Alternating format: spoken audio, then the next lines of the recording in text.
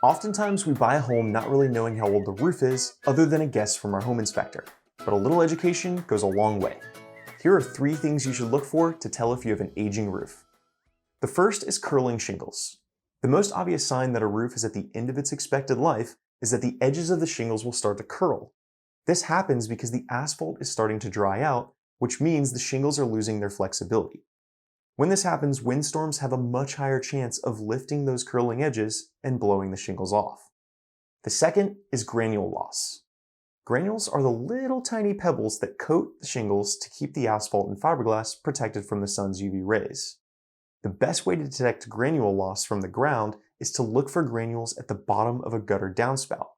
They frequently collect right at the spout exit. If you have a ladder, you could also check for granules in your gutters.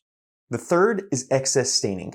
Over time, almost all shingles will show some staining from algae and other plant life, but an excess of this staining can be a good indicator of an aged roof. These algae, mosses, and lichens can also damage the shingle matting and displace large amounts of granules, causing the shingles to age faster. An asphalt shingle roof will typically last between 20 and 30 years, depending on its sun exposure and other weather conditions.